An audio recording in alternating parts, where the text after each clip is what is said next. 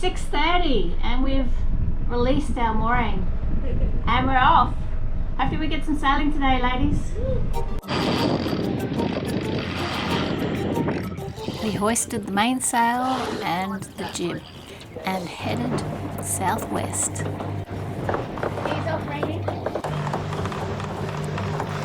Because we wanted to catch wind, our route back to Maggie wasn't so direct, and it was actually 50 nautical miles, about 10 miles longer than our trip up the coast.